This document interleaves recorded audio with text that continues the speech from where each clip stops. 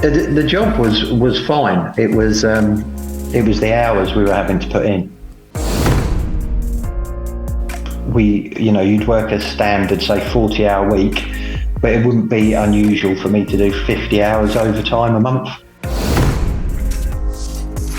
One point I'd always make is to go to the doctor if you're not feeling well, because I'd had stomach pains on and off.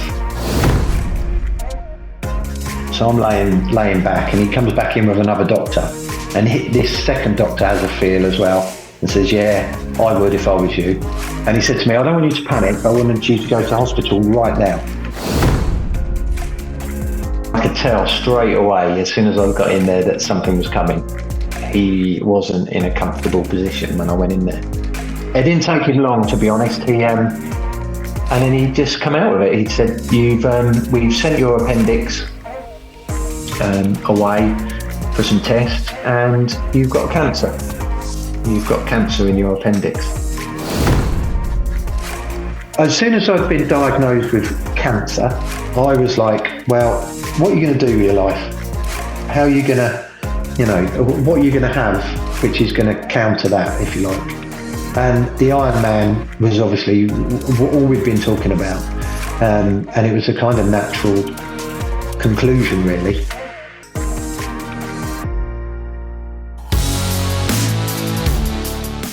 Hi, and welcome to There's Another Way podcast with me, Adam Halverson. And me, Pete Dolby. And you've come to the place where each episode we will shine a light on authentic people who have chosen an alternative path to their new normal and found another way. Today we've got a conversation with Paul Smith, Dead Man to Ironman. This is a story about optimism in the face of adversity, and we dig into Paul's incredible story that begins with a stressful career in the police force, followed by a devastating diagnosis and a unique, uplifting and brutally honest approach to cancer. Hope you enjoy.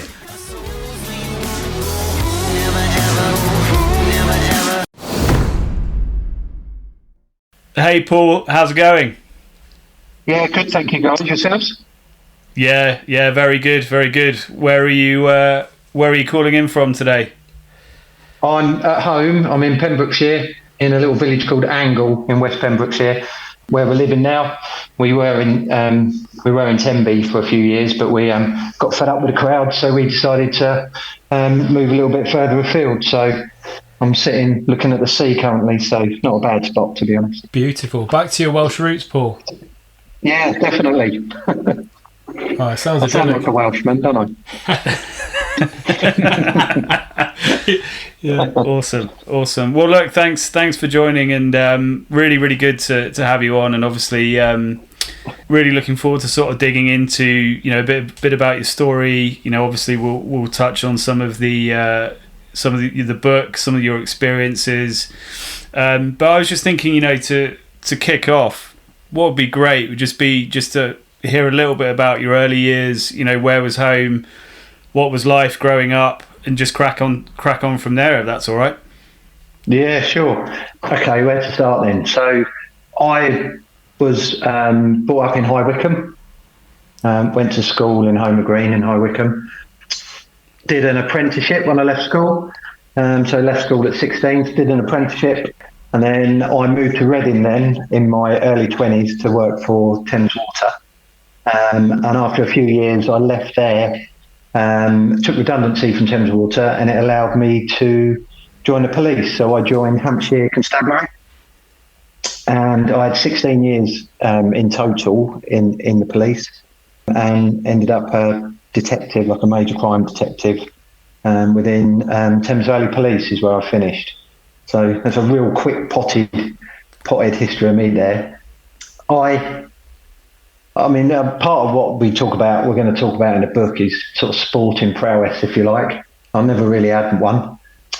I was always sort of keen, getting out and about type person. I used to surf a little bit, always enjoyed hiking, going up to Snowdonia in the Lake District, places like that, and kept myself reasonably fit. But the most I'd ever done really was like a half marathon, something like that, Yep. So just kept myself ticking along, really, fitness-wise. And the police was a tough job. Working as a detective, you work long hours, you involved in quite stressful work, and it takes quite a toll on you. And that where we'll sort of pick up the story really in 2014 when I was a detective, I probably wasn't in the best place physically or mentally, if I'm honest. I was just rolling along, just trying to keep up with the job.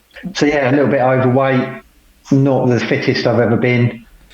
And yeah, just living one day to the next at the time. Yeah. What was the transition like going from Thames Water into something like the police? It must have been a bit of a culture shock, culture difference. Was it much of an adaptation? Yeah, definitely. Being a police officer was something that I'd always fancied doing since I was a kid. So it was always in the back of my mind. But, you go through life, you get a job, you get a mortgage, and, without being funny, the starting pay for a police officer isn't great. Excuse me. And you've got to be in a position where you can do it. And what I found, I had quite a good job at Thames Water. I was a manager, I was managing staff, quite big budgets, and I was going back to the beginning. And I found myself sat in a room with 18-year-old kids.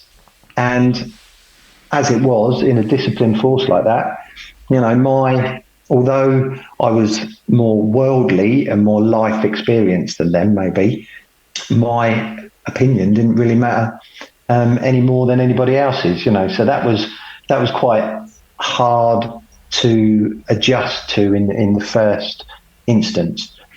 But once you get through the basic training, you sort of settle into your own sort of routine really, and you find your niche. And I think for me, as joining as a sort of older person into the police in my early 30s, I found that I could cope with some of the situations a lot easier than maybe some of my younger colleagues. Yeah. So, you could very soon, that people come to rely on you, and your experience comes to the fore then, with negotiating with people and dealing with people, in a sensible manner. So that's kind of where I sort of slotted into that. I mean, I remember a huge difference being at university at 21 when I started versus 18. Most of the kids were 18. Huge difference. That's 3 years. So I can imagine, if you're going from 18 to 30, that's a massive leap. And, a lot of people mature massively in that time, don't they, with life experiences and what have you. So it must have given Absolutely. You an edge or an advantage when you came to making decisions and things like that when you're navigating your way through the police. Yeah, definitely. I was never, because I joined to be a police officer, I was never really that fussed about getting promoted in the police. In previous jobs, I'd always looked to promotion and getting on. But in the police, because I joined it late, it was more of a vocational thing for me. I wanted to just do the job, make a difference and get involved. So I kind of stuck to that. And I did have in my mind that I was going to be a detective from the day I joined, to be honest. So I think you do a 2-year probation, but 18 months into that, I'd kind of manufactured it. So I did my CID attachment, if you like, after 18 months, and I basically just hid under the desk when that finished. And I spent the last 6 months of my probation within CID. So I then joined the burglary squad and the drug squad, and then started my detective training, to become a qualified detective. So my plan was fairly mapped out right from the beginning, really. I knew what I wanted to do and just needed to sort of find a way of making it happen. So was it a difficult decision to go from, let's say, a traditional, more corporate job, because you mentioned the pay wasn't very good at the beginning. Was it sort of a conscious decision, which is, we're going to have to take a step back to go forwards here? But that's often a step that people don't want to take, because they get used to a lifestyle and then they don't want to sort of restart, if you will. Yeah, absolutely. And I think I was lucky because I took redundancy from Thames Water. I was working in a projects team at the time, and we were working on a big redundancy project within the company. And I was part of the HR stream within the projects there. So I manufactured my own redundancy, if you like. And being an ex-utility company, I got a decent redundancy package. So it meant that we could pay off a chunk of the mortgage, and I could then go and do the police job without too much of a hit.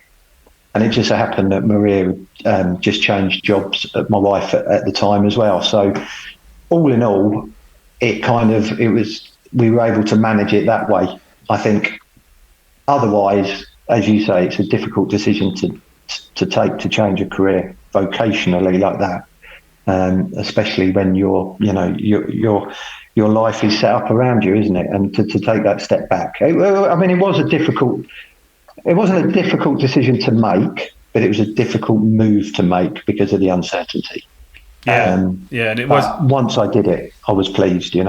Absolutely. Well, it sounds like manoeuvred it and crafted it quite well, which again, I think a lot of time people can struggle to do that. But you mentioned that you weren't necessarily kind of in the best place. Obviously, if it had been kind of ambition to get to detective level, what was it not what you wanted it to be? How did it progress when you got to that level that you wanted to get to? The job was fine. It was the hours we were having to put in. I mean, it's very difficult for an ex-police officer not to talk about the politics involved with policing. But I definitely found in my time the cutbacks which were going on in the police made it very difficult, put a lot of pressure on the people that were left to pick up the workload.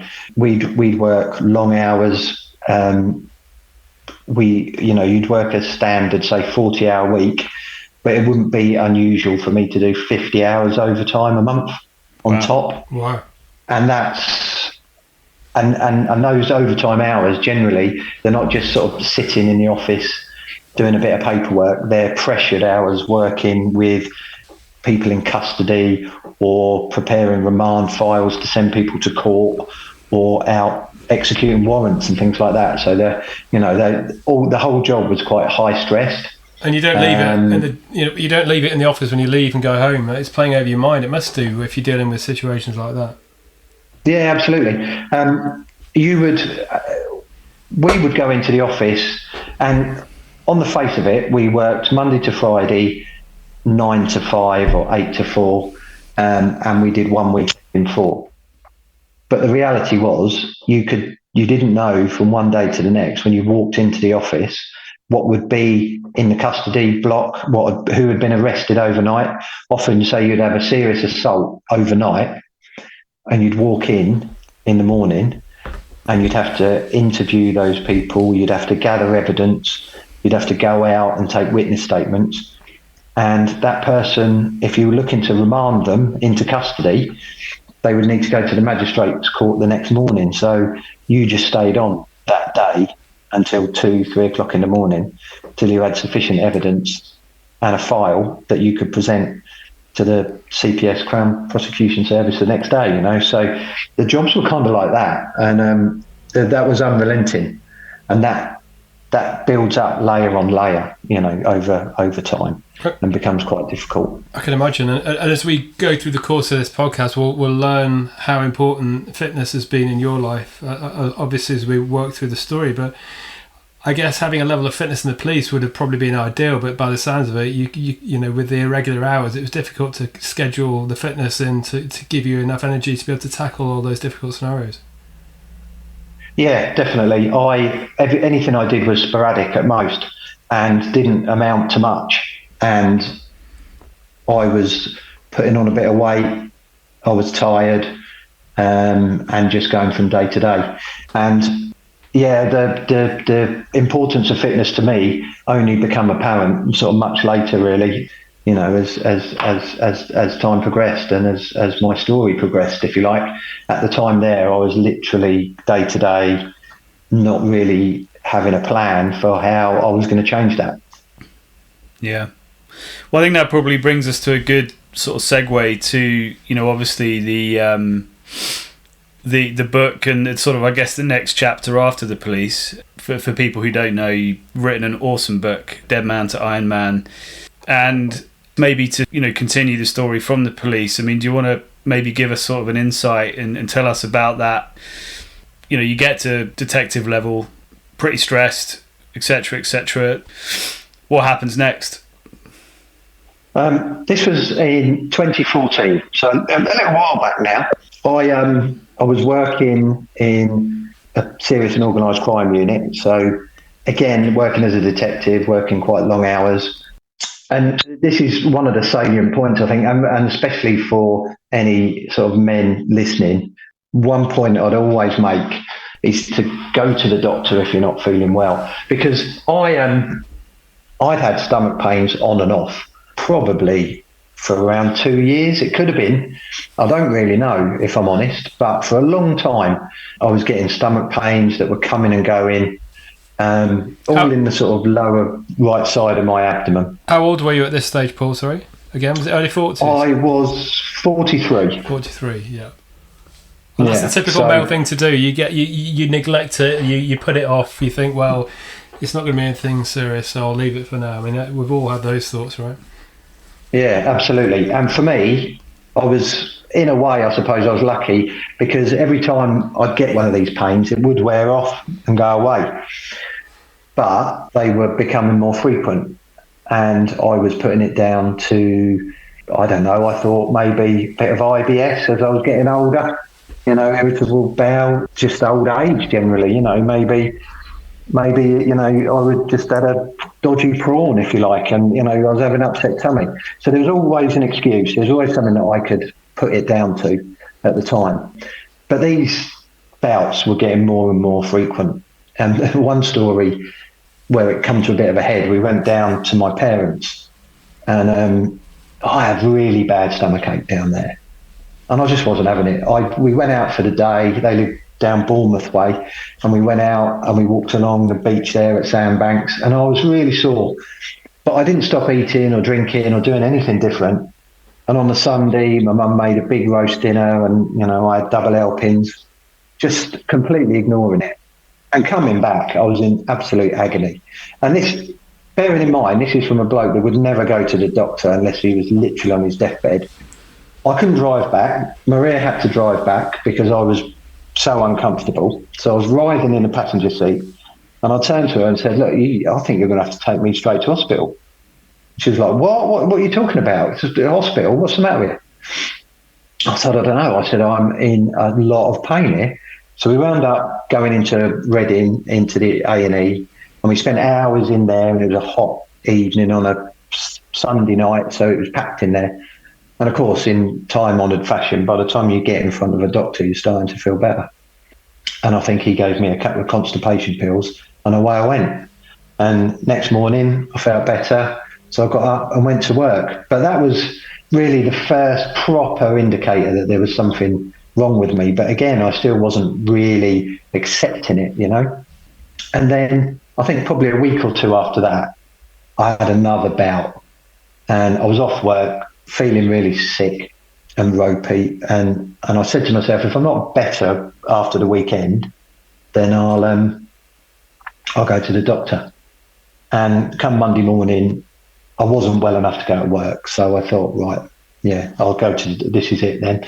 I need to get down the doctors. So I did. I took myself to the doctor, and that was the start of it, really. When I was in there, he put me on the couch, and he had a feel of my abdomen. And he said to me, he says, I want you to just hold on a second. I'm just going to pop out. So I'm laying back, and he comes back in with another doctor. And this second doctor has a feel as well and says, yeah, I would if I was you. So I was like, what's going on here? This is something that's not right here. And he said to me, I don't want you to panic. I want you to go to hospital right now. So he gave me a referral letter. And the next thing I know, I was in Reading in the ultrasound department having a scan with a consultant. And he had found on the ultrascan there was a mass around my appendix.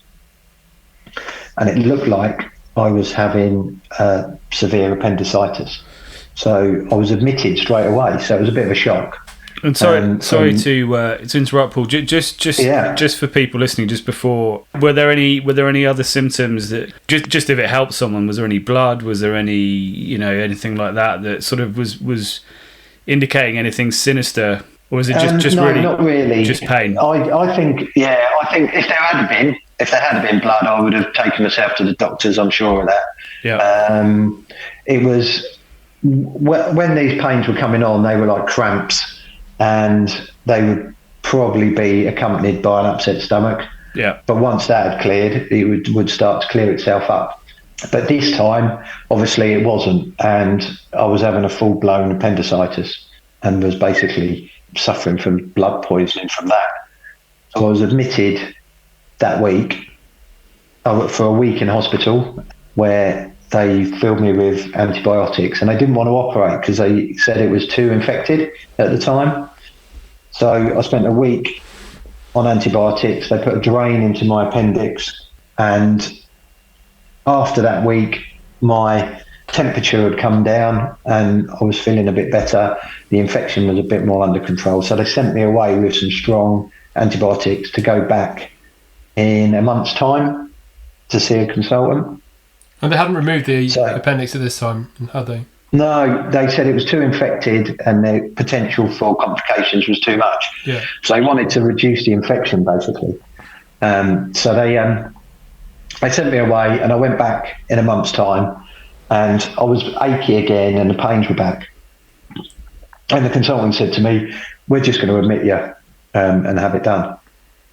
So again, sort of next thing I know, I'm on a trolley, being taken up to the bowel ward, ready to have my appendix removed. And again, they didn't want to do it because of the infection, but they gave me the choice.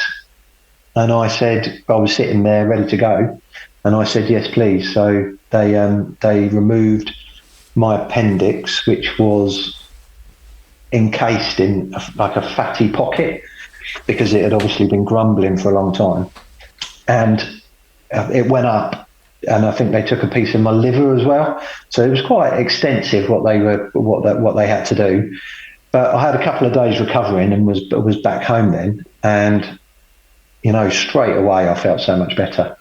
I think the reality was I had a grumbling appendix that had been poisoning me probably for quite a long time, like as I said earlier. So straight away I started feeling better. So, there you think, well, that's it. I'm done. I'm a bit of a fool. I should have had this looked at sooner, but it's done now, and I can get on. And there's no doubt in your mind that the pain that you'd been having for nearly 2 years, you said, was a result of that condition, was it? Yeah, it had to be. Other than that, I was, fairly sort of fit and healthy. There wasn't, anything else that you could put your finger on that it would be. So it was definitely associated with my appendix. Now, it's probably a good opportunity while we're at this sort of stage to talk about the book title, Dead Man to Ironman. Ironman is a triathlon. I don't know if you guys are aware of that. Yeah, absolutely. But good to explain what it is for people that don't know. Yeah. Well, I had a friend who I was working with, who I sat next to in work, and he'd just been off to Mallorca and he'd done a half Ironman. So an Ironman 70.3, that's called. Now, an Ironman is a company that do triathlons. A triathlon is a swim, bike, run event. So you do all three, one after the other. An Ironman specialises in long distance triathlons. So you start with a 2.4 mile swim, then you go on to a 112 mile bike ride, and then you finish with a marathon. So that's a full Ironman. Yeah, crazy, crazy event. I've not done any of those individually, let alone all three in sequence. I've just got a place at London 2024 London Marathon, and I am panicking about that. And that's just the last leg of the Ironman that you just. And 2.5 mile swim. That is. Yeah, I can't even get my head around it. Unbelievable. It's It is hard to comprehend, and we will talk about that, I'm sure, about how you get your head around something like that. But my friend had done a half Ironman, so basically half those distances. So 1.2 swim, 56-mile bike, and a half marathon. Still pretty crazy event, all one after the other. That is tough. But he'd been off to Mallorca and he'd done it, and I was really impressed. And we were talking, because I've been in such a malaise about exercise anyway and not finding the time. I was quite inspired by that, and I was thinking, I wonder if I could do something like that, to do a triathlon. And he was considering doing a full, because his brother had done 2 full Ironmen. So obviously in his household, he was only ever going to be a half Ironman until he'd done a proper one, So he had some motivation there to crack on and do a full. So we were talking about it a lot in work. It was an opportunity for me to start thinking about exercise again and getting enthused about doing something, and maybe even just doing a smaller triathlon, not one of these silly long distance events. So I was just kind of getting my head around to thinking about triathlon. Part of my problem thinking about it was fine, but I couldn't swim, really. I was a terrible swimmer. So that was something I was going to have to address. So around the time of my appendicitis, we'd already had these thoughts. I'd already seen him do his half. And I was thinking, I wonder if I could do a triathlon. So once I'd had my appendix out, I felt great. Suddenly I was feeling much better. I'd had a bit of time off work, sick anyway, because of the time I'd spent in hospital and the recovery time from the operation. So I was feeling quite refreshed. And it was a good opportunity for me to kick on. So I started getting out on my bike and going for a couple of runs, and then thinking about trying to tackle this swimming and how I was going to teach myself to swim. So it kind of started from there, really. I'd never done any triathlon before. I'd never really done anything. Like I said before, my sporting prowess was a half marathon, and that was the Reading half marathon, which is flat as a pancake, and I think I did that in 2 hours 19. So it was not even, prowess wise, it was just getting around. Well, just to set the context, an Olympic triathlon is 1 mile, under 1 mile swim, a 25 mile bike, and a 6k run. 6 mile run. Yeah. So if that's what the Olympians are doing, it's a bit of a difference from a half marathon, isn't it? And the half an Ironman, it still sounds absolutely incredible. Yeah. From what you said there. I mean, well, not to mention my brief understanding as well is one of the hardest things about the swim is the amount of water that you can inhale and breathe in the open water. Oh, absolutely. I used to swim in a lake in Reading, and I think I drank half of it and peed it out before the end of my race. So I probably raised the water temperature by about 5 degrees by the time I got out. Swimming in the sea was horrendous because you would just swallow so much seawater. You'd be quite sick when you come out. And it's that brutal, the open water sea. It must sap so much more energy more quickly as well than swimming in a lake. Yeah, absolutely. Yeah. And the thing with these events is they're mass starts generally. So everybody dives in the water at once. So you're crashing and bashing into each other. People are swimming over you, kicking you in the face, dunking you. So you've got all that to contend with as well. So yeah, I hear like broken noses are quite common and stuff like that. Yeah, no, absolutely. If you can imagine taking a kick from somebody full in the face as you're just swimming behind them, yeah, there's no doubt that there's injuries like that happen. So there's a lot to think about with triathlon, but that's what makes it quite interesting, and quite an exciting thing to think about getting involved with. And believe me, at this stage, I was thinking about it. So there was no doubt that. How serious were you at that point, Paul? Would you say were you? It was on the cards. It's going to happen. It's just a matter of when, or was it still you were still debating it in the back of your mind? Yeah, I was still debating it because the swim was a big blocker for me. Not being able to swim properly. I mean, my swimming prowess was literally swim 10 metres across the pool, breaststroke with your head above the water when you're on holiday. Yeah. That's about as good as it got for me, you know. So We've all been there after a few cocktails. Yeah, exactly. Or just, you know, standing in the shallow end, really, just cooling down. So for me to go from that to learning to swim properly was going to take a lot of effort. And again, it's finding time to fit that in. But this is where you can, in your mind, you can put things off and you can make excuses for yourself very easily. And I was one of those people, to be honest, at the time. It was easier for me to say, make an excuse and not do it than to do it. I'm fascinated by that. Some people have that in spades, the ability just to continually motivate themselves to go out and do amazing things, or particularly difficult things, like you say with triathlons. And some people think about it and think it's a good idea, and like you say, just end up talking themselves out of it. It's trying to channel that motivation, that thing that pushes you over the line, and say, no, I'm going to do this, hell or high water. Exactly, and it's having some context around it for yourself as well, isn't it? Well, whereabouts are you in your life? What's your game? What's your goals? What are your aims? And I think that sort of motivation level, it comes and goes, I think, throughout your life.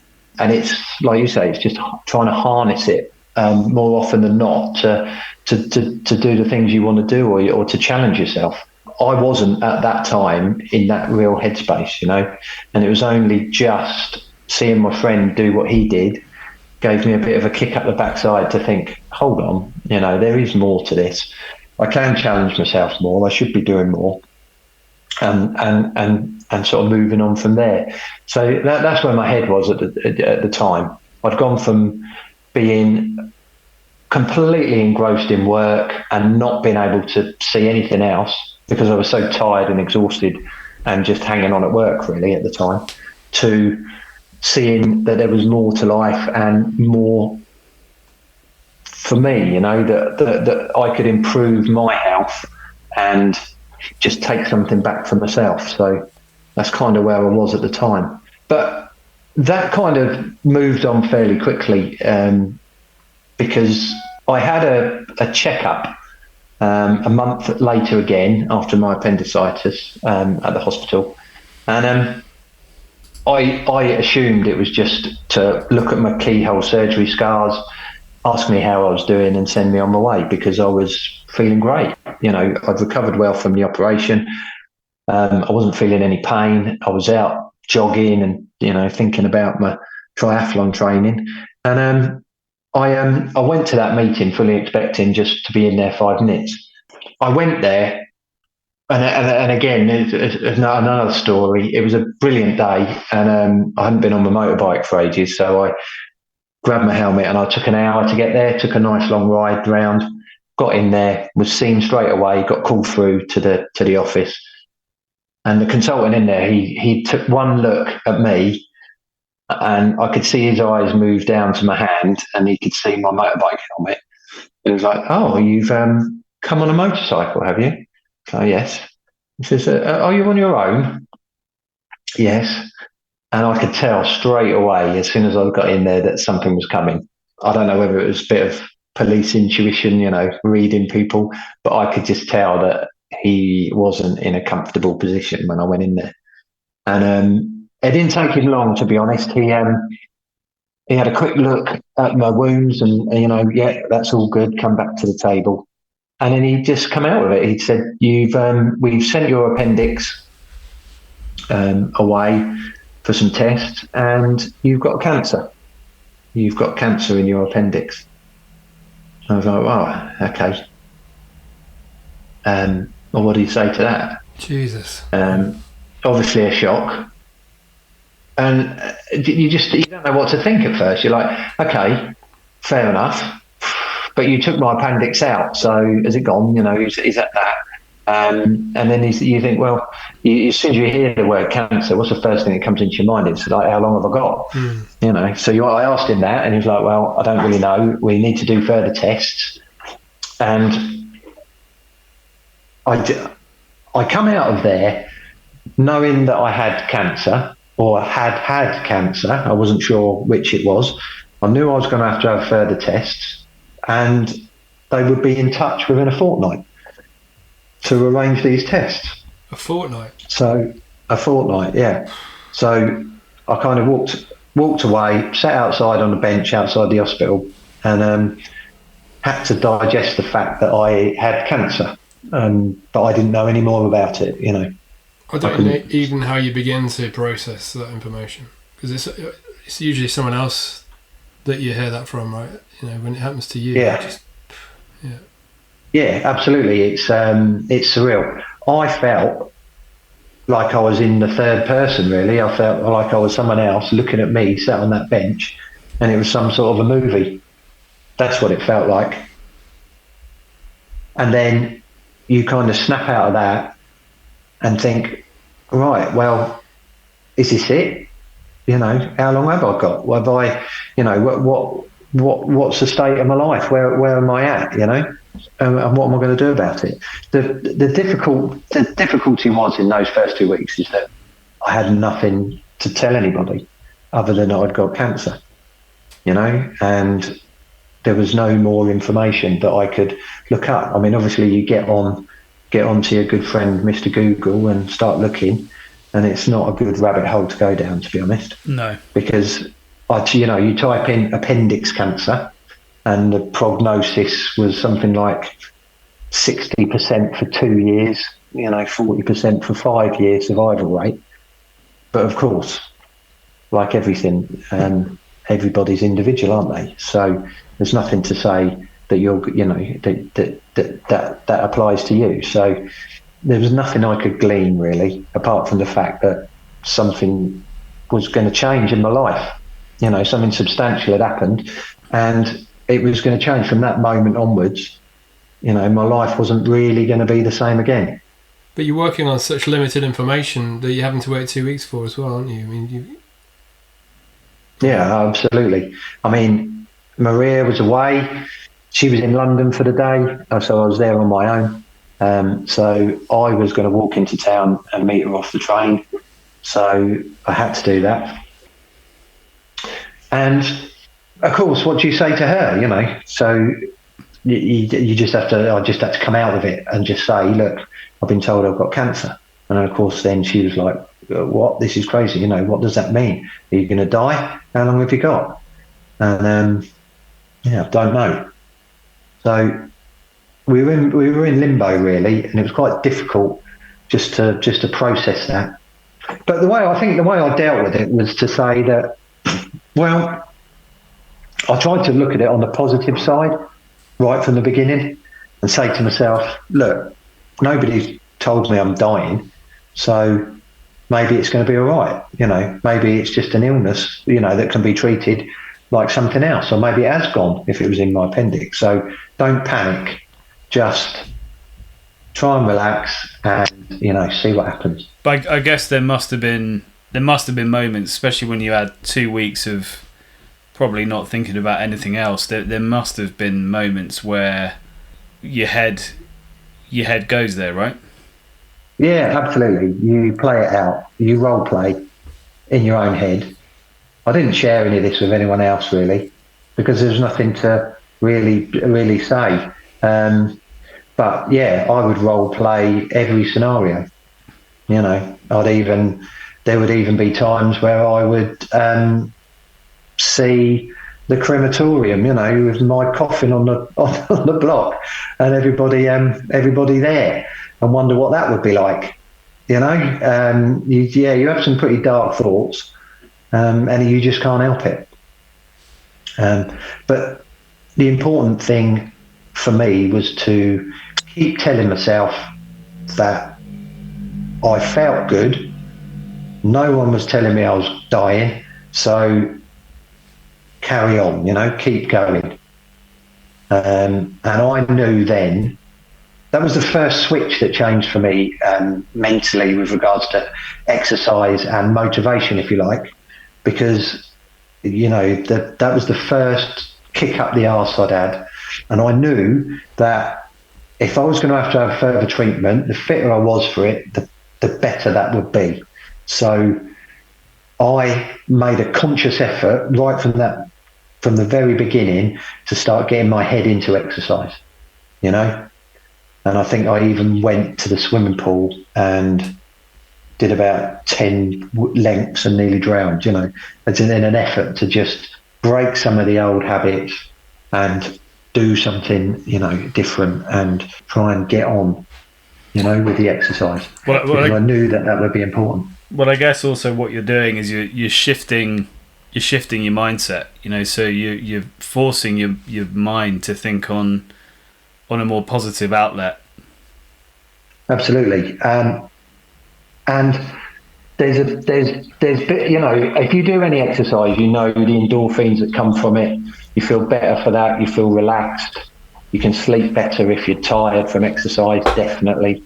And all those things, they all contribute.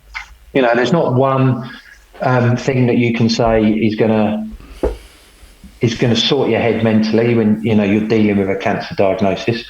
But there's lots of small things that you can do which can definitely make a big difference to yourself. And I started feeling that right from the beginning. You know, I started getting my head into the exercise, and my mindset was starting to change already. That's amazing. It's such an admirable approach, because I don't think everyone would tackle it that way, and everyone deals it individually in their own ways. I guess no one really knows until, you know, you get a scenario like that. But the fact that was your first thought process was, right, I'm tackling this head on. I need to be in the best shape I can be to you know, it's my way of dealing with this. And what a fantastic approach. Absolutely. I'm very aware, and I still am, and I was at the time, that if somebody did tell me I was going to die, then whether that positive mindset would have sustained itself, you know. And I'm sort of humble enough to realise that would have been a completely different set of circumstances that what I was finding myself in at the time. So I just knew where I was and how I could get on. And you say about like handling it different ways. I had to start telling people, you know, I had to tell work because I knew there'd be some time off. You have to tell your family, you have to tell your parents. You know, that's hard. That's tough. They really don't want to be hearing that news. But you know, I found that there was a lot of pity, if you like, for me from other people, and a lot of self-pity for themselves, if you can kind of get what I mean. And I didn't like it, you know, and it used to make me angry, actually. And I think that was partly what pushed me to remain as positive as I could, because I saw what that sort of self-pity can do, and how much emotional energy can be sapped from you by having that sort of negative mindset, you know, the woe is me kind of, why me?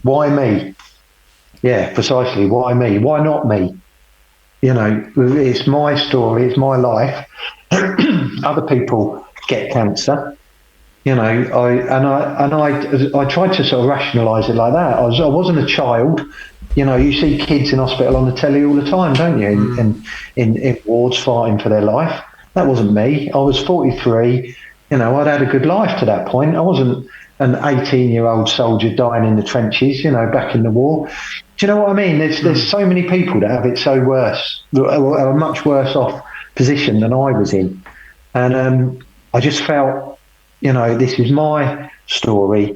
This is my disease, if you like. It's my body, and I need to find a way through it, you know. And that was by trying to remain positive and instilling that sort of positive feeling and attitude in the people around me.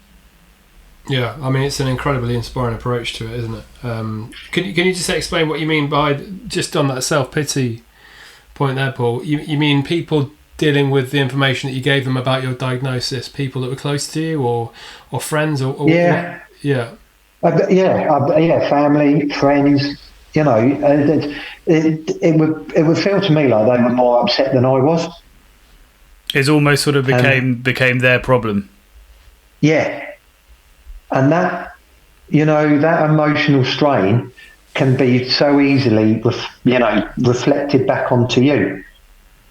And when you're trying to deal with that sort of emotional situation yourself, to have to feel like you need to support other people through their grief because of something that's happening to you, I found that extremely difficult. Yeah. And if I'm honest, I was a little bit resentful about it, and I probably, on reflection, could have handled some of that a bit better myself. Well, you had enough going on though, to be fair. Absolutely, and I just didn't want it. I wouldn't countenance it at all. I just said, no, let's crack on. Let's get this done. Let's see where it goes and what it is. There's no point people wailing now because we don't know what's going to happen, Well, like I say, it's wasted energy. You needed to retain all the energy and focus that you could to fight that yourself. You didn't want to waste that in other places that didn't make sense for you to waste it in. No, absolutely. So, and that's where the exercise can become quite important, because it's generally a sort of it's quite an insular experience, and it's just for you, really. When you're out on a run or a bike ride, you can be with yourself and your own thoughts. Yeah. And you don't need to be worrying about what someone else might be thinking, or even heaven forbid upsetting someone else's feelings because of the cancer that you've got. Yeah. So they were difficult times, and I said it was 2 weeks, but actually it wasn't. It was more like 2 months in the end, because my sort of full diagnosis was just rumbling on. There was options, they were talking about different things to do, but no one was really telling me or could give me any more information. Was that because it was a fairly rare form of the disease, or what? Yeah, I think ultimately, especially back then, and things have changed recently, the appendix cancer I had was very rare. It only affects 1 or 2 people in every million. Wow. So literally, there's a handful of people in the country every year that are diagnosed with it. Wow. So a lot of doctors aren't aware of it, and a lot of people are misdiagnosed or not, diagnosed until it's too late. And especially back then, particularly, it wasn't well known.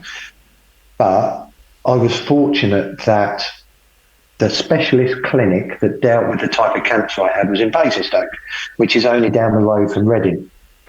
And I think relationships there between the consultants in Reading who were treating me at the time, they referred me to Basingstoke. And that's when, in September of that year, I had an appointment.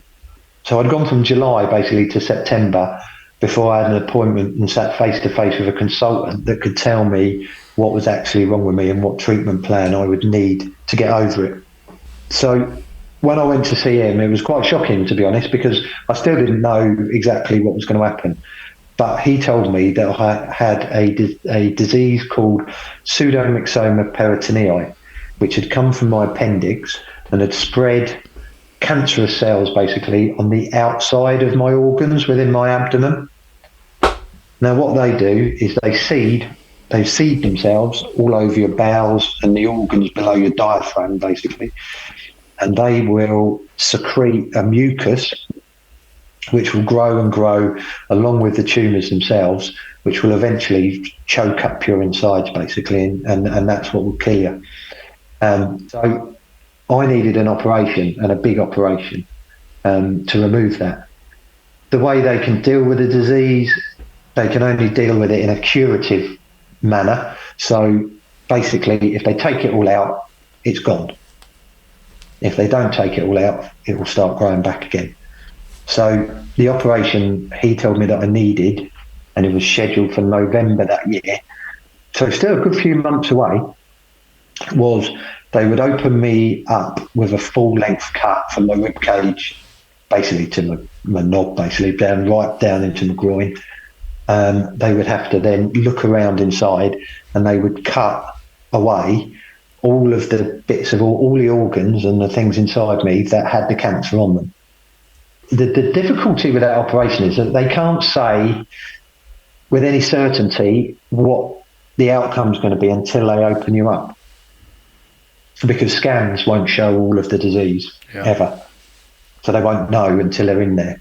And it can go from opening you up, taking away the disease, and sending you on your way, to the worst would be they just open you up, have a look, and close you up again, and they can't do anything because it's too far spread.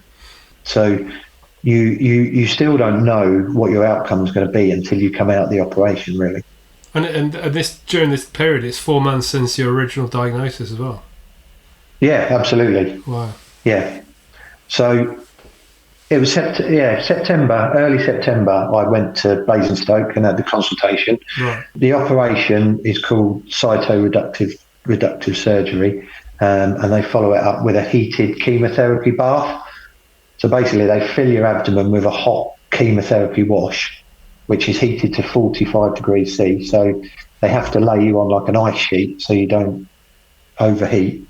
And then they sort of slosh your body around for a couple of hours and then drain that down. And hopefully that will kill any of the sort of small cells that they can't see with their eye. They call it the mother of all surgeries, is the nickname for it, because it's one of the most invasive surgeries you can have. Wow. I think, even now. So that was programmed in for late November. So again, I come away from there. That was the first time I'd heard any of that, and how serious it was going to be. So you come away from there, and then if I thought that I needed to be fit before, I kind of knew it now, And was that the moment that cemented your desire to take on the Ironman, or had you kind of already drawn that conclusion already? Or was that the moment you thought, I'm going to take this on? Well, I'd been thinking, as soon as I'd been diagnosed with cancer, I was like, well, what are you going to do with your life? How are you going to, what are you going to have which is going to counter that, if you like? And the Ironman was obviously all we'd been talking about. And it was a kind of natural conclusion, really. And I'd been looking at events, and you can do them all around the world. And, some people will go on a nice sort of holiday in the sun, do an event whilst they're on their way, in a nice sunny place, or you can do one or two in the UK. And I kept coming back to the Wales Ironman. But the problem was it's one of the toughest in the world, literally one of the toughest you can do. But I thought, well, I've got cancer. What can be tougher than that? So I was thinking about Wales, and I sort of said to myself, I'm going to do one. I'm going to do a UK one just because it feels more honest. And if I'm going to do one, I might as well do one of the hardest in the world and really challenge myself. And again, that's a noble approach. How many people take that on for the first time for their first ever Ironman? Not many. Do people kind of build up to that typically, or do some people take they do. Some people dive straight in, but a lot of people that have spent a career in triathlon wouldn't even consider one, Wow. But again, that's around mindset and your ability to train, because obviously to train for a full Ironman is a big commitment. But obviously, and it's not for everybody. But obviously, I'm not sure many people would think about training for an Ironman whilst this sort of news is going on. No, and but for me, it was I needed something that was as much as a head fuck as the cancer, if I'm being polite. Do you know what I mean? I needed something that would compete with the cancer for headspace. And an event like that certainly does that. So by going as big as I could, it meant that I wasn't giving myself any options to just do something, I could have done a 10K, couldn't I, after that operation? That would have been an achievement. I could have done a marathon, a half marathon, or a marathon ultimately, but it didn't feel like there was enough jeopardy there. It didn't feel like there was enough chance of failure, and for me to really commit, I think I needed that. I needed the commitment. I needed to feel like there was a real chance that I could fail at this, and that would spur me on and move me forwards, you know. We went down. We actually had a late September September is when the Ironman is, and it's sort of second week in September generally. So after my diagnosis, we went down for a week to watch the Ironman in Wales and do a bit of cycling around the course, and just check it out, really, see what I thought of it. And I actually found it quite emotional when I was there. On the start line, there's over 2,000 people will do an Ironman, and will do Wales Ironman. And I was quite surprised when I was on that start line. I looked around and I expected, maybe naively, that everybody there would be like lean, athletic people on top of their game, you know, ready to do this ridiculous long distance event. But the reality is far from that. People there were just ordinary people, different shapes and sizes. Some people were quite big, to be honest, you know. And you just realise that these are just ordinary people doing something quite extraordinary, you know. And that was quite an emotional moment for me, and that kind of told me, well, you know what, I can do this. This isn't something for elite athletes. This is something that, if your mind is right and you train hard and you do everything you need to do, then it's achievable. And, you know, watching people come over the finish line, and I stayed right to the end, you know, till midnight. It starts at 7 a.m. and finishes at midnight. And watching people come over that finish line at midnight after 17 hours of non-stop exercise was quite an emotional moment. And I knew ultimately that if I was going to do this after my operation, that I would be somewhere at the back there. You know, I wouldn't be posting any great times. I would be just finishing. It sounds that's wasn't what it was about, though, was it? It wasn't the time. It was the completing the mission of completing the Ironman, I think. It was. Yeah. It was. I said to myself, if I can get to that start line, whatever happens, you know, I've won. Yeah. I wasn't sure what it was that I had won. You know, maybe I'd beaten the cancer, you know, at its own game. But I think this was all wrapped up in, you know, sort of my journey, really, if you like, from, you know, not having motivation before to suddenly seeing something that meant something, you know, and would define my year, you know, as it was after the operation, because I needed something after that operation to target, because it would have been very easy for me to sit back in a lot of pain and discomfort and not push myself, you know, and not have milestones to hit. So all of these things were going around in my head, and the next day after the Ironman had finished, it opens again for the next year. So I literally got my credit card out and was bang, I'm in, and paid for it, and I was doing it. So this was in September, my op was in November. I had no idea what state I would be in after my operation. Quite frankly, I didn't even know if I'd be alive after the operation. But I'd put a stake in the ground, you know. 10 months after that operation, I needed to be on that start line, on that swim start, you know. And just a quick sort of slight segue, but one of the things which you know, I see time and time again in some people, and I think it's a real key character trait, is resilience. You know, whether it's work, whether it's sport.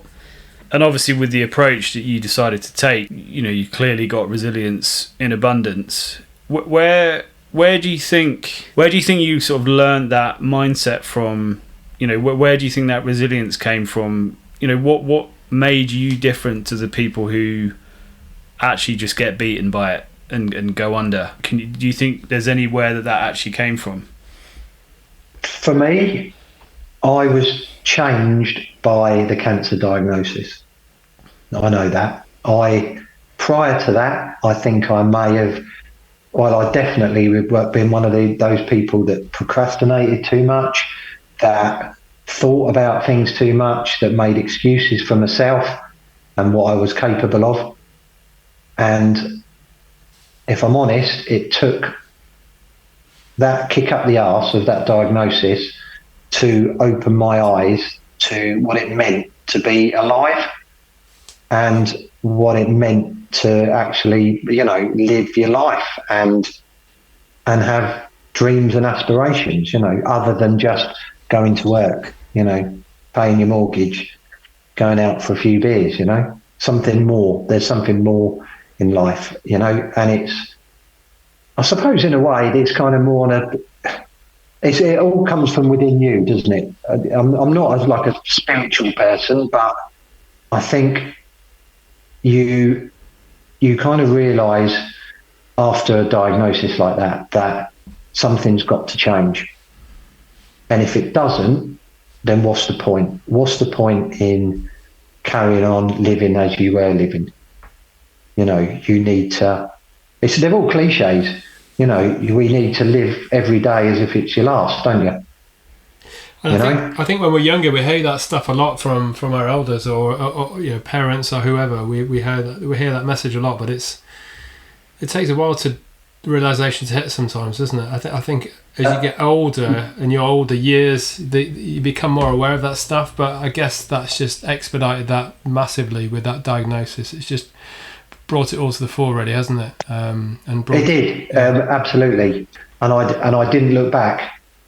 I needed that sort of positive journey wherever it was going to take me. And the reality was, even if I failed miserably and I didn't get to do the Ironman, I didn't get to the start of the Ironman, then what had I achieved? I'd already, I must have achieved something to move myself forward to a better position.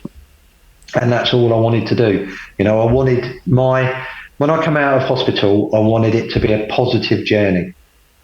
And I needed milestones set for myself that I could achieve to make my life a positive journey. Because it would have been very easy to just sit back and fall back into my old ways, go back to work and just fall back into the old routines and carry on. And I suddenly thought, I don't want that anymore. I want something different out of life. And triathlon, as it turned out, could have been a number of different things, I suppose. But that just fell into place naturally for me, and it was what I grabbed, and I grabbed it with both hands. That's brilliant. And I've got two questions off the back of that. Just one relating to your decision to take on the Ironman. First of all, did anyone try and talk you out of that? Any healthcare professionals, friends and family try and talk you out of that decision to take on the Ironman, given the health scenario that you were in the middle of? And the second question is around what we just talked about there in terms of how it impacted your decision making. Does that still ring true today, years later? Do you still feel like it? Do you see life differently and make decisions differently after the back of that diagnosis, or was it just around the time that you're more conscious of it? So the first point, I found people were quite positive about it. Maybe in private, they probably thought I was a bloody idiot, But I think generally people were they were impressed that I was able to, not just fall back and just be a person with cancer, And I think that gave a lot of people, and my family and some of my friends, a bit of breathing space as well for them, because they could think about something else other than cancer as well. Do you know what I mean? Yeah. People were they were encouraging, definitely. Whether they thought privately I could do it, or I had any chance of finishing it is another matter. But that didn't really matter to me, because I just wanted people to be happy for me and just support me in doing it, and they certainly did. There wasn't a time when I asked my consultant before I went into hospital whether I'd be able to do an Ironman, and he laughed, to be honest, and he said, "Just see how you feel." I wonder how many times people have asked him that in the same scenario. Yeah, fantastic. Probably not. I'm not even sure if he knew what one was, to be honest. Yeah. But I think it's take one day at a time. I think if it was me, I think I would have asked him if I can drink beer. Can I have a pint? Not, can I do an Ironman? Well, and on that note, a pint, it took me about 2 months before I had my first hangover. Wow. So, beer wasn't good to me, to be honest. You know, all those carbs. It was quite a heavy drink when you've had a bowel operation, you know. Yeah, and I guess the priorities have just shifted, 360 anyway, right? So, yeah. Yeah, absolutely, yeah. The other point you make is I do see things differently now, but it's something that you have to work on all the time. You know, it's constant practice, isn't it, life? You know, you're not always going to be super enthusiastic, super dedicated, super motivated. There are times where you're going to slip back a bit. But for me, and I do have those times, my default before the cancer diagnosis was always more of a sort of lazy side. Why do it now when I can do it later? Or maybe never at all. Do you know what I mean? That was my kind of mindset. And that monkey's still on my back a bit. You have to work at being motivated. But since doing the Ironman and going through that journey, I have got a much bigger lust for life now. There's so much more I want to do, and I will push myself to do different things and try different things and learn new things, that perhaps in the past I would never have done. So it has changed me, and it's changed me for the better, if I'm honest. I sort of asked the question of myself, really, would I go back to post-cancer, not have the cancer in effect? And you know what? It is a tough question, but the reality is I don't think I would now. Why? I've had that diagnosis. I've changed as a person because of it, and I'm a better person now. And I know that if I went back and that never happened to me, then I wouldn't be the person I am today. I wouldn't be as fit as I am today. I wouldn't have the lust for life, and trying new things that I've got now. So, no, and the cancer's part of me. It's part of my story, and it's my life. So I wouldn't go back. I'm living with that now, and I'm a better person for it. And just a follow-on question: how do you find you are now with other people? And I guess sort of what I mean by that is, do you look at the things that people get, inverted commas, stressed about, the things that they worry about? Do you look at people sort of who are walking around in a day-to-day life, I don't know, wasting hours binge watching Love Island or something? Is it shifted your... I'm not a fan, by the way, just to make that clear. But is it sort of shifted how you look at other people? Yes, it has. It's very easy to judge other people, isn't it, and their lives, and we all do it to a certain degree. And I think a few years back, I was more judgmental maybe than I am now. I have mellowed as I've gone on because I appreciate that everybody's different. I think for me, because of what I've been through and my experiences, if I can encourage people to do a bit more exercise or to just look at their lives a bit differently, then I will. But I'm certainly not one to push things down people's throats, I do find it a chronic waste of your life. You only get one life. We only get one shot at it. Again, more cliches, but it's all true. And I hate to see people who could probably live better, like you say, just rolling along, Yeah, you see it every day. My life is defined in a way by the cancer. There isn't really a day goes by when it doesn't crop up in some form or another. And so, you're constantly evaluating where you are, what you're doing, what the people around you are doing, and you reflect a lot, and you reflect on what you see in other people. So yeah, and it helps me if I see other people and I see things I don't like. It helps me to reflect on myself, and address those traits in me, really, and be a bit more self-aware. Yeah, absolutely. And I know we're sort of cutting away from the sort of the story a little bit, but what I guess I'm sort of fascinated in is you look at health and fitness if we go down that route, and you've got 25% of the UK being obese, 40% being overweight.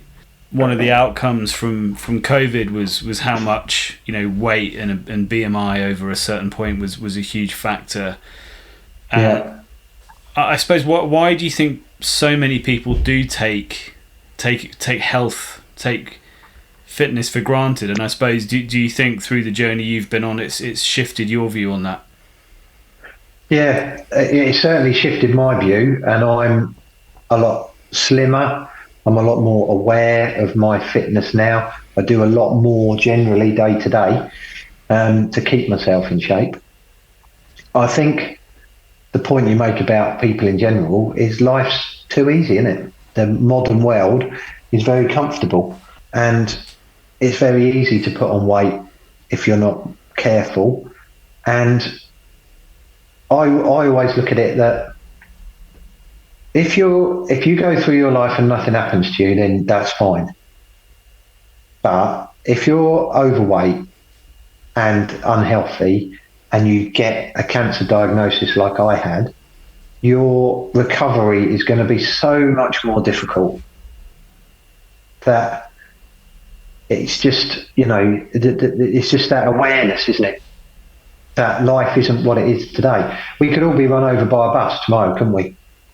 In reality. So what you're doing in your life today to make the most of it, It's very easy to take things for granted, isn't it? Things that we do every day on a daily basis, we just assume will keep on happening. And it's not Absolutely. until you get news like that that it really realigns your priorities and your outlook on life, really. Yeah, absolutely. And I can only speak from my own experience, and that's exactly where I was and what happened to me. It's part of the reason why I wrote the book, was to tell that story and to prompt people maybe and remind people that, life is precious and we get one shot at it, and just make the most of it, Make the most of your life and do what you want to do, But don't, fitness and health and well-being has to be, a big part of that. Absolutely. And obviously we want to get back to the, what happened next. But I think one of the bits I love about the book, because I think it resonates so much in other areas of life, is you talk about, and I suppose we're getting into the training element a little bit, but you talk about breaking down phases of the race and working on those phases, and the small progressions is what leads you to the biggest prizes. I think was the wording or something around that, and I'm sure you can't. Yeah, that's exactly right. Yeah, that's it. Yeah, that's exactly the way it is. You can't look at any endurance event. You can't look at the whole. You can't look at the finish line, because it just overwhelms you. You have to break it down, and you have to break each part down into bite-sized pieces that you can manage, and that's the only way that you're gonna progress in something like that. Is to do that. It's exactly what you said there was exactly right. Absolutely. Well, and I suppose to get back to then what happened next, and where so you signed up for the Ironman. What happened next? So that was in September. So I had till middle of November the 22nd, I think, something like that. I went into hospital. So I had a couple of months. So I signed up for a 10-mile race, which was the weekend before I went into hospital, which was like a fell running race in Devon. And I just carried on my training. And I started like proper triathlon training plan then.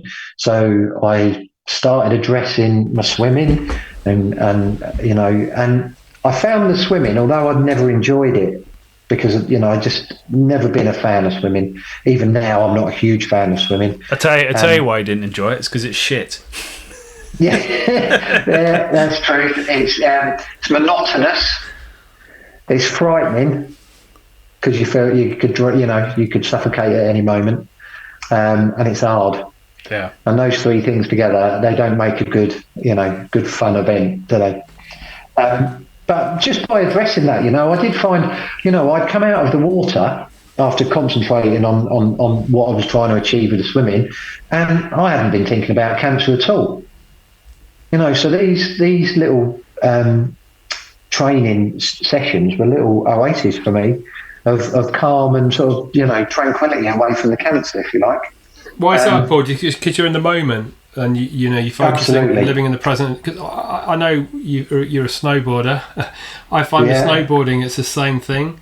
You're out and about, and you're not caring about anything that's going on back home or on your phone. You're just out in nature and enjoying living for the minute. And do you think that's something similar with the swimming? Obviously, you weren't that comfortable with it. It's something you had to work at, so you're just there in the present and making the most of that right there and then. Yeah, absolutely. It is. It's being present and concentrating on what's at hand, and not filling your mind with other things. And swimming's great for that, actually. Although, I can moan about it as much as I like, but it's probably the one thing that I did that gave me the most escape, from what was going on.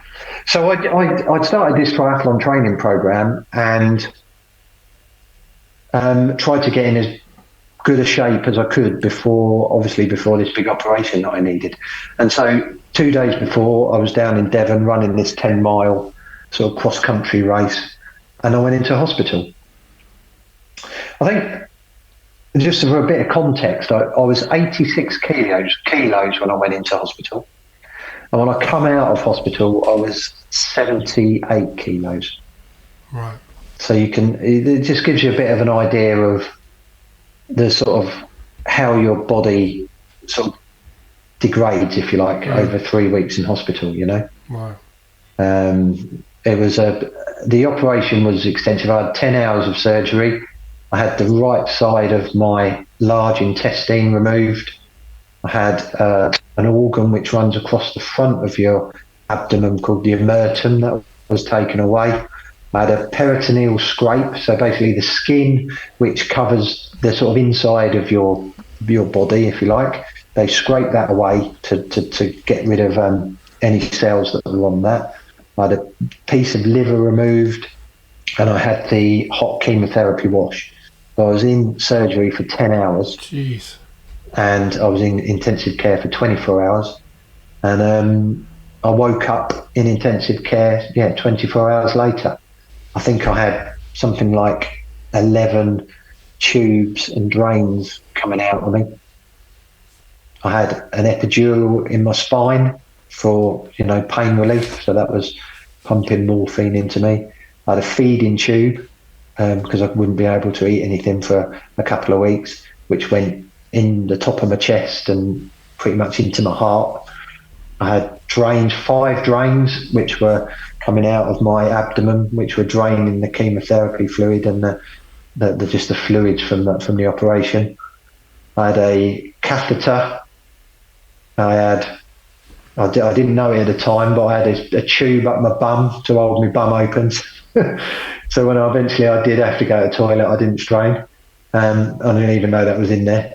I had a nasogastric tube, so that went into my stomach to drain stomach acid, into a bag, basically. So pretty extensive operation and difficult to kind of, to recover from easily. The reality is when you wake up in intensive care, that you have to, before you can go back to the ward, that you have to get out of bed and stand up. So in that first 24 hours, the nurses were helping me shuffle to the edge of the bed and sort of stand up on my own 2 feet for a few seconds just to prove that I could do it. I've just opened the book, Paul, at the back with the picture of you in the hospital bed with all the tubes in. I mean, I guess that's right in the midst of it. You look out for the count, and I can imagine moving from there must have been horrendous. Yeah, it was agony. And even with the morphine, to be honest. And morphine's horrible because it kind of takes you out of your body a bit, but you can become very dependent on it very quickly. You get very itchy, very sticky, hallucinating. I had a little pump, so I could press it. There's a green light come on, and I'd press it, and then you had to wait like 10 minutes or something before the green light come back on, and you could press it again. So you just sit there all day staring at that, waiting for it to be, waiting to come back, so you could give it another press, get another dose. But the reality is, you have to be moving straight away. The thinking now is that scar tissue, will recover better if you're moving your body, and not just laying in bed really in one position. So very quickly on the ward, that I was having to get up and was with the physios, was like shuffling up and down the ward, And that was the first sort of movement I had after the operation. And have you, over the years since or subsequently, Paul, have you met many people that have had very similar condition or similar prognosis as you did? I think from your book you said there was a guy on the ward that was maybe slightly ahead of you in terms of his progress. But have you met many people that have had similar diagnosis as you?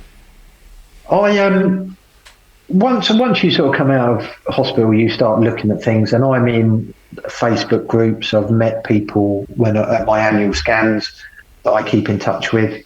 We're quite an exclusive club, to be honest. There's not many of us. And just a few weeks ago, I went to the Basingstoke Patient Open Day for pseudomyxoma, and I did a talk there, actually, just telling them about my journey, like I'm chatting with you guys today. And it was nice to meet people there as well, because you think you're doing all right, but it's nice to be able to, see how you're faring compared to other people, and just to have a bit of camaraderie really with other people that have been through the same thing as you have. So yeah, there's a few people that I keep in touch with. Yeah. Fantastic. The thing with this disease is it's a sticky one, and the chances are it will come back. It might come back in 6 months, or it might come back in 20 years. You don't know.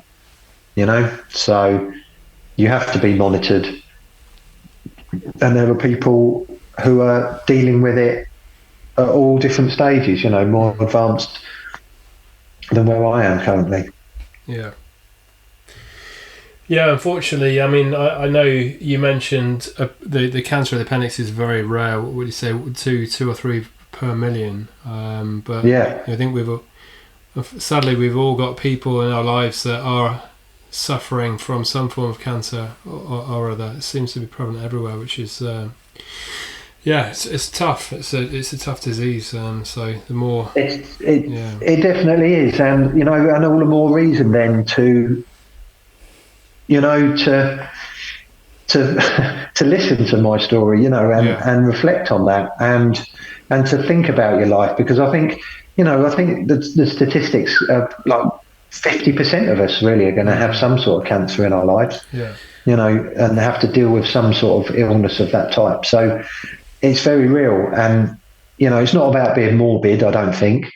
It's just about opening your eyes and your mind to what life is, and what you can make of your own life, really. Well, I think what I heard, I've been listening to Peter Attia's book recently. I recommend it. But he goes through what he calls the 4 horsemen of, effectively the diseases you don't want. And something I learned recently actually is that with cancer you can actually do almost everything right and still just be unlucky. When you look at things like, a lot of disease is preventable, but I think that was a real eye opener for me, which is, you could be fit, you can eat well, you can be mentally in a great place, but you can just be unlucky. And yeah, absolutely. And if you have a cancer, there's a lot of the talk about cancer is about You know, fuck cancer. You know, let's fight. Let's beat cancer. You know, which is on the face of it, you know, it makes sense. But having sort of lived through it, I kind of mellowed on that, really, because I feel that I was never fighting cancer, if you like. The doctors did that, were fighting my cancer. What I was able to do was to prepare my body and my mind to be in the best shape it could be to allow them to treat my cancer. And that side of it, you know, no one should be made to feel bad that they didn't beat it. Do you know what I mean? Because I don't think, you know, it's cancer is part of it, is a mutation of your own body ultimately. Yeah. You know, it's not an invading illness or virus or something.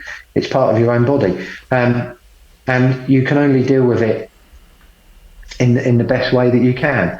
And no one should, be made to feel bad for, you know, if only they done something more, they could have beat the cancer.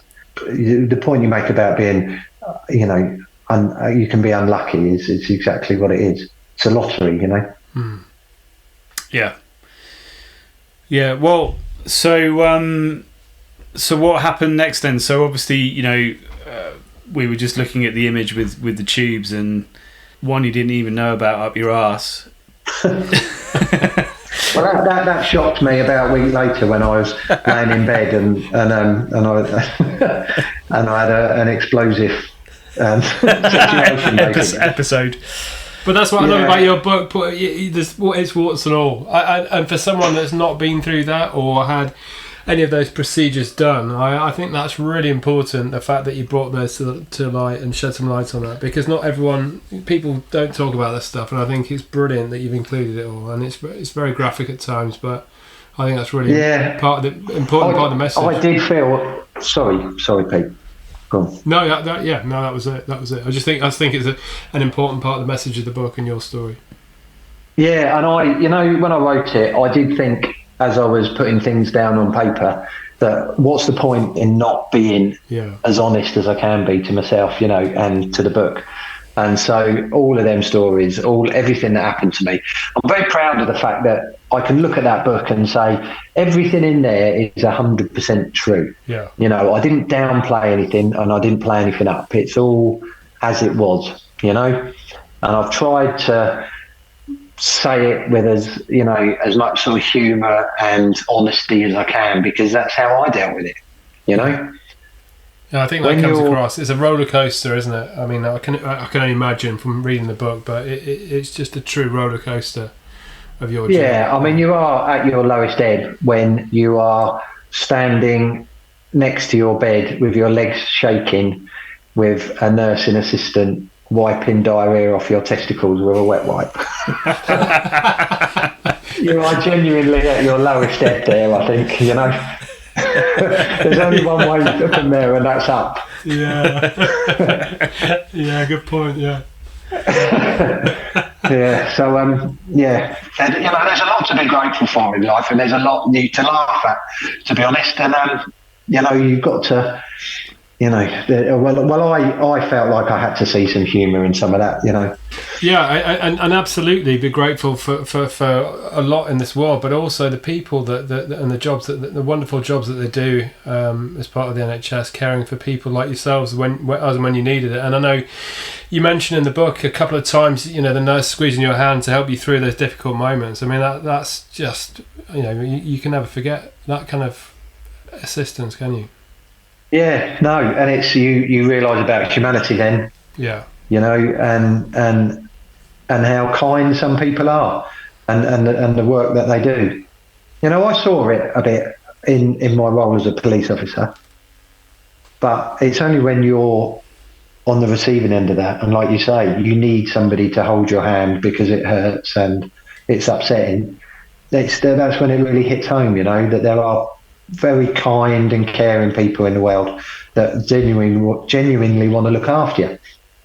And it's a travesty for me, and I completely agree with you, and we touched on this earlier on, where there's a proportion of people in this country that focus on the Love Islands of this world, when there should be a show dedicated to people that are doing wonderful things like that and caring for people when they really need it. Yeah, absolutely. And you know, we can all be guilty of living vacuous lives at some point. You know. Yeah. So 3 weeks I was in hospital, and when I come out, I could barely. I knew I had to start moving. I had my training plan that I was going to do for the Ironman was 6 months long, and it was a just finished program. And it was a book called Be Iron Fit. It was called, and it had 3 programs in it, which was like competitive, intermediate, and just finish. And so it was the just finish program that I was going to do. And when you do the program, you train 6 days a week, and you have Mondays off, and you train the rest. And then on 2 days, you train twice a day. So it's full on. You know, there's a lot to do, and you're running, cycling, and swimming. But it starts off very gentle. So you'll start with a 15-minute jog, and then a 15-minute bike ride the next day. But the whole point of that is you build up, and so you avoid injury, and you build your fitness gently, because it's very easy, isn't it? And we've all done it, to go rushing off down the road or leave your training far too late, and then wind up pulling a muscle because you've been overstretching. We've all done it, you know, and it's easy to just throw yourself straight into it, but it's conditioning, isn't it? You've got to build yourself up gradually, especially for a race or a physical event of that magnitude. Yeah, that's right. And I had 3 months to get myself to a position where I could start that training plan. Start training 3 days, 6 days a week. But at the start of that 3 months, when I come out of hospital, I literally, I could walk 100 yards down the road and back, and I would collapse on the bed then in agony, you know. And then my first walks out of the house, I literally would be clinging to the next door neighbour's fence, you know. Wow. Hanging on for dear life. There must be moments that when you're clinging to the neighbour's fence, when you can't even get down the street without being absolutely exhausted, that you must have had doubts about your desire to do the race at that point. It must have been really tough. You do wonder, but I was still in the right headspace, if I'm honest. And where I was at that moment, it didn't matter what was happening in a month's time or 2 months' time or 3 months' time. Do you see what I mean? It was kind of like I was living in the moment then, trying to deal with that little walk to the end of the road and back, or around the block and back. And every day, you'd have setbacks, of course you would, but pretty much every day I would be doing a little bit more. So it would be, you would take a positive from that, and then your mindset then is concentrating on those positive gains. And so you're nibbling at each part of it as you go forwards. So I couldn't look to the Ironman start line. I just had to look.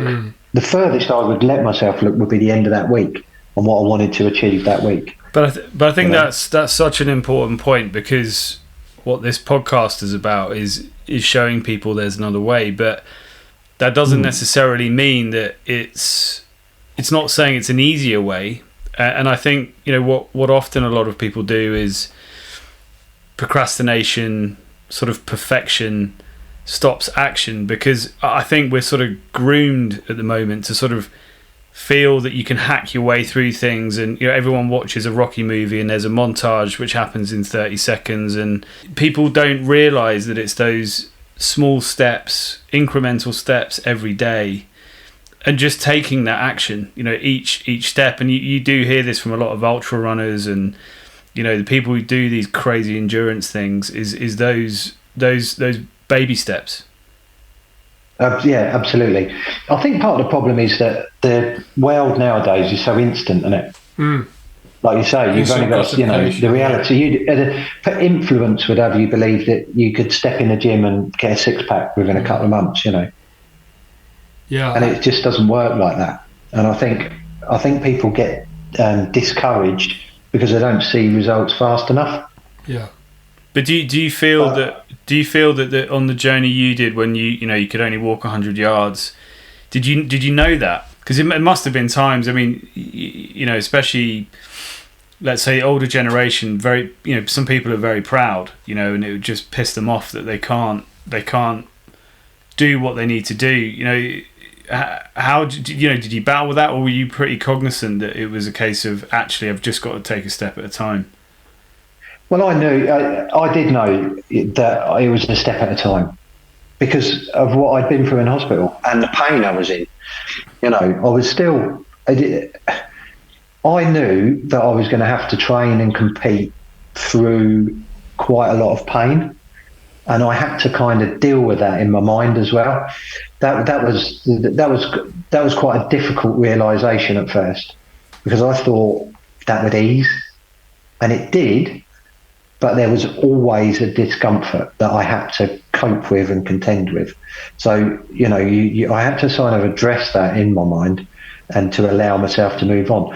So, and because of that, I couldn't get too far ahead of myself. And I think because I knew where I'd been and what I'd gone through, I had to be kind to myself in that sense. I couldn't push myself too hard, or give myself too much of a hard time. Fine balance, isn't it, between pushing you to your limits, but also understanding, your natural healing process. And for me, I was risking, if I went too hard, I'd risk a hernia, or because obviously I had this massive scar on me, which was only just healing.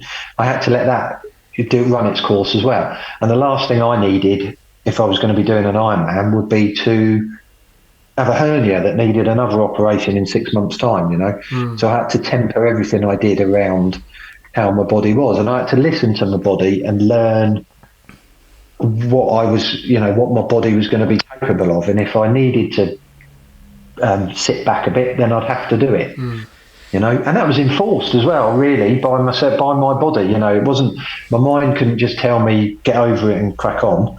So I did have physical blockers which kept me in my place, if you like, and stopped me from worrying too much and feeling too sorry for myself that I was missing out.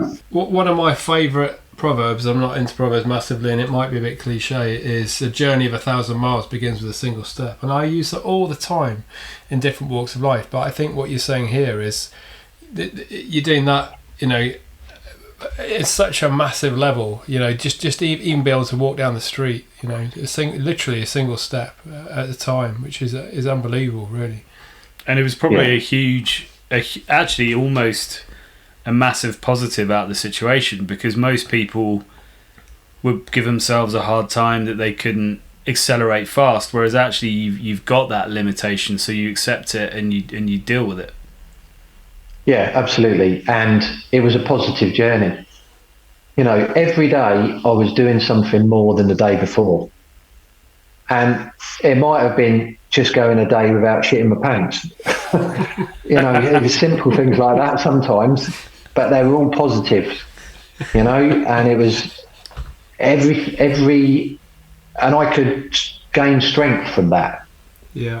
And I could move on, and I could film myself moving on from the horror of the operation and the cancer diagnosis to a better place.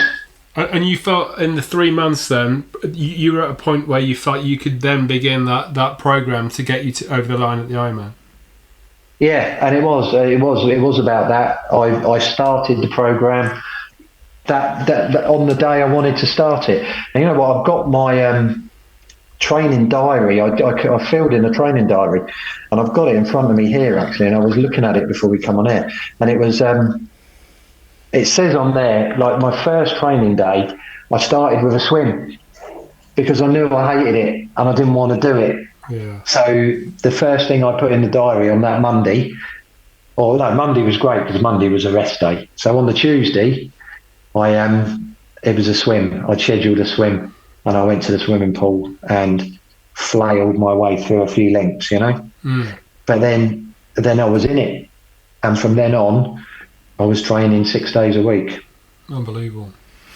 And just a slight segue, but obviously there's other people around you at this point, and you mentioned try not to shit yourself, and but I guess for the people, you mentioned Maria earlier, how was it for her, especially in these early days when you were trying to take these baby steps, and I'm sure, like most guys, were you a pain in the ass to be around, or what was it?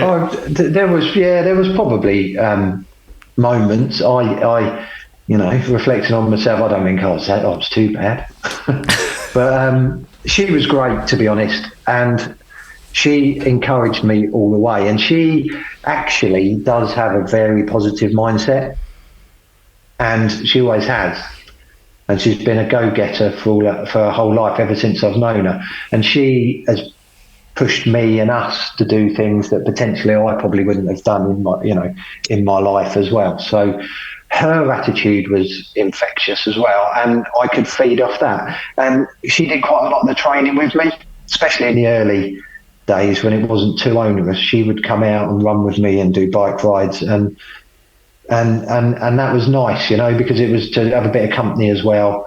And quite frankly, if anything had happened to me while I was out, at least someone was there to look after me. But she was very positive and encouraging, and she always, if I was having a bad day, she would always tell me to reflect on where I am now compared to where I was when I come out of hospital. Amazing. Yeah, I mean, brilliant. And she's a big part of the reason why I went on and stood on that start line, because she supported me. We went down to Tenby in Pembrokeshire, where the Ironman is, a good few times actually. We went for weekends. We spent quite a lot of our holiday time that year in the area, so I could ride the course on the bike and swim in the sea where the course was going to be and things like that. So she facilitated all of that with me and for me. So she was great. Couldn't have asked for more, to be honest. And do you feel like you've come out the other side of this incredible, impactful event in your lives even stronger than you probably would have done before? Yeah, absolutely. We, we've done so much more together. We, after the Ironman, we were thinking of moving down to Pembrokeshire then, and having a change. But Maria was offered a job in Geneva, in Switzerland, and we decided to move to France, and we lived in France on the border with Geneva. And I took a career break from the police, and we went out, and we were out there in the end for 5 years, and we lived 3 years near Geneva and 2 years nearly in Chamonix in the Alps. And we might not, if it hadn't been for the cancer diagnosis, we might not have taken that chance. It was about taking opportunities that life offers you and grabbing them with both hands, really, and experiencing something different. So I think she had reflected on everything and had a similar feeling to me, really, about living your life to the full. So there was lots happened to us since then. We've started mountaineering together. We climbed Mont Blanc.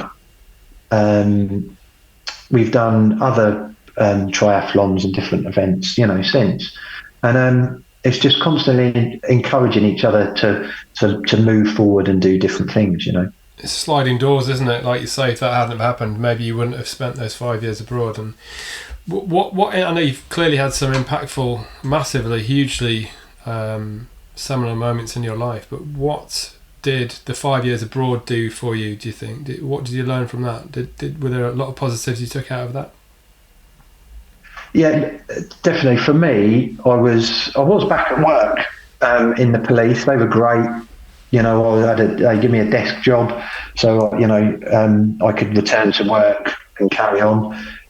But I took the career break so we could go abroad, and it just gave me the headspace that just to reflect on what I'd been through and the journey that I'd been through that last couple of years, and it just meant that there were so many opportunities to to be out in nature, out in France in the Alps, it had a big impact on me, and opened up my love for hiking and mountaineering and climbing and things like that. So, lots of new things have happened for me since we come back from France, and it's all down to being in that environment and just experiencing what living in a different country can give you, really, and especially living in the mountains.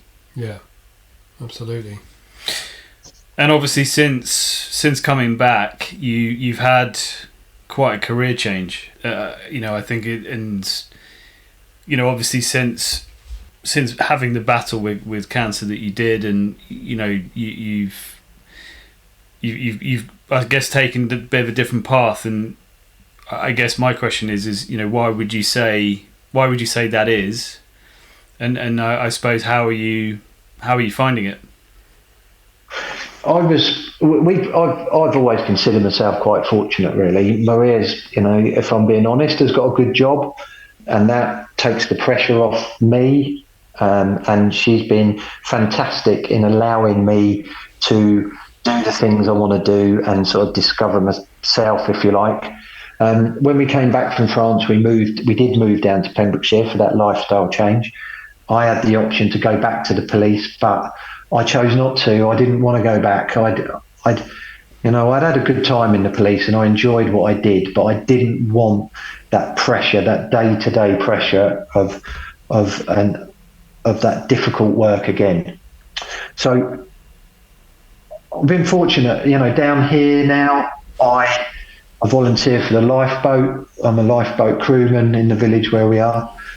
I run a holiday let down here, and that's what I do for a living. And it gives me freedom to keep doing the fitness things that I love and sort of living a much more kind of relaxed life, doing the things that I want to do. And I am fortunate that I've been in a position to be able to do that, and I've got a wife that supports me to do that. But you still have to be able to relax into that. It's not easy to go from a career which was very difficult and all consuming to having, well, you never have nothing in your head, but to be in a position where you can relax and think about other things. The danger of that is that the old demons come back to haunt you. The cancer starts filling your head a bit more again. You can become anxious and worry about other things. But like I said before, life is a constant practice, and every time I feel myself, slipping, I remind myself how lucky I am to be alive and what the next adventure might be. So, that's kind of how I position my life now, really, and how I move on. And this is going to sound like a bit of a weird question, but after having a stressful time in the police, like you said, as good as it was, and obviously with the experience with the cancer, did you I'm trying to think how to word this correctly, but did you almost have a bit of a moment where you're like, hold on, like I'm actually entitled to enjoy myself here? Yeah, I suppose so. You could that's I'm reticent to say sort of yes straight away to that, because that could be perceived as being selfish, but it isn't. Everybody deserves to have a good life and a life without stress, and why not? I work hard now to put myself in that position, so yeah, why not? Let's just live your life as best you can. And be grateful. Yeah, absolutely. So another sort of question on that note is, has your vision of success or achievement or even wealth, whatever that word necessarily means, do you think that's evolved since this experience? Yeah, definitely. I mean, like I said, we're not in we're in a fortunate position financially, if I'm honest. But career-wise, yeah, definitely for me, I don't chase it anymore. I've got no interest at all. I volunteer with the Army Cadets. There's something else that I do now, which is brilliant. But I don't have any aspiration for promotion there either. I just enjoy doing what I'm doing and enjoy life. If I can add value, then I will step up and I will do that to the best of my ability. But I don't feel any pressure or a pressure from anyone else or what anyone else thinks of me, really.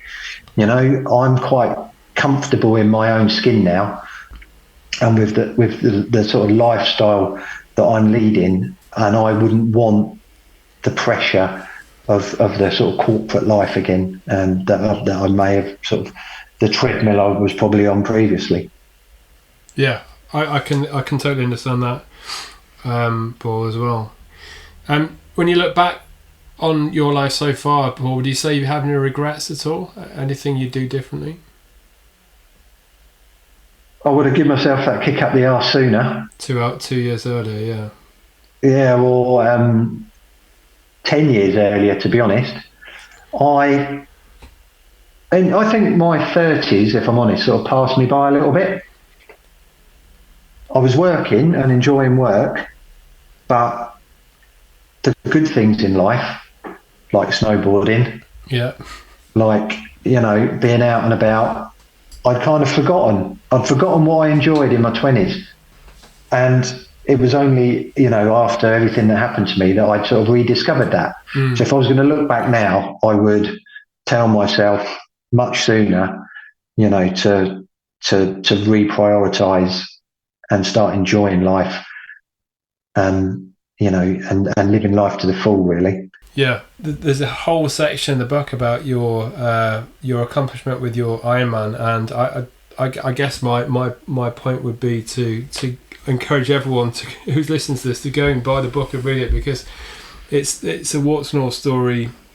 It's a fantastic book, and the achievement of going through that experience is phenomenal. Is there anything you wanted to kind of cover as part of that whole Ironman journey that we might have missed out in our questioning at all, Paul? I think we've talked really about the impact it had on me. I think I didn't realise at the time what a big thing it was, because I was living it. And it was my friends and families, sort of jokingly said to me, "You should write that down. It's a great story." And you're always quite humble in yourself. I don't like to big myself up, really. But I did see that actually there was an achievement there, and it was extraordinary and different, and a story that needed telling. And there was two things there. It was everything that we've talked about today about living your life and not taking things for granted. And the other side was to provide information to the cancer community that I was part of about that whole journey and what you could expect, and potentially how you might think about dealing with it. And, I had no idea of a concept called prehab. We've all heard of rehab after you've had an accident or an injury. Prehab is obviously, doing the fitness and the physio before you have your operation. And in reality, that's what I was doing, and I didn't realise that. And the importance of that, and the importance of being fit and healthy for what's coming in your life, and what's coming that you're not aware of yet yourself, is really important. And I wanted to make that point, and I wanted to get that story out there. And and that's where the book come from. It's come from the heart. It's as I said before, it's a story which is 100% me. There's no embellishments in it.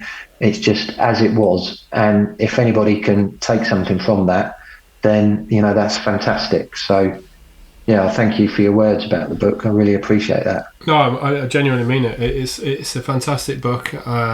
Just rereading it again this weekend's brought it all back, to be honest. Prehab's not an expression I've ever heard of, and I've taken a lot away from this chat, Paul, today, so thank you very much for your time. But just this notion of preparing for stuff that might be coming around the corners, you know, something that's massively part of my life as well. So I'm definitely going to take that away and use it as more encouragement for my journey as well. So thank you very much for that. Brilliant. Well, it's been fantastic to chat to you guys. Well, and before we finish, I'd love to sort of know what your ideal next 40 years are going to be.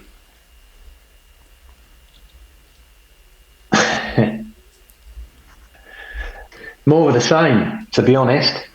As each milestone, I would like to do a triathlon of some description. I'd like to think I'll still be doing challenging events into the future. My next challenge this year that I'm toying with is an ultra marathon. The reality is, once you've done an Ironman, that's it. There's nothing else. Where do you go from there? You know, if you're going to challenge yourself, what do you challenge yourself with? I'm quite liking the idea of the mental and physical challenge of a long distance ultra. So that's next on the book, you know, in my book. So let's see where that journey takes me. But it is about staying fit and healthy, but actually enjoying it as well. Not just doing it for the sake of the fitness, but doing it because you're enjoying it and you're getting a personal challenge and getting something out of it. So that's where I am. I'm a lot more relaxed now about the events I go in for. You know, I just enjoy the personal challenge of doing them, and I'm hoping that I can continue that as long as I live, really, and hopefully when I'm an old man, I'll be the one still out jogging and doing some of these events. So fingers crossed. That's what I'm looking forward to. Well, here's what we need to do. We need to book in a time once you've done your ultra, and we'll get you back on the podcast, and we can talk about how that's gone and hear all about your news stories. That'd be fantastic. And I know it's cliche, but you made a great point there. It's not just about enjoying getting to the destination. It's enjoying the journey along the way, isn't it? I think in all walks of life. And I think if people were more present and looked at from their phones and looked outside as to what's going on, there's a hell of a lot more going out there that they could enjoy along the journey as well, I think. And absolutely. I've got one final question from me, Paul, if I can as well. And it's simply this: if you could go back to 18-year-old Paul Smith and give him one piece of advice based on all of your experiences over the last couple of decades or how many years it's been, what do you think that might be if you could go back in time? Don't be so fucking lazy.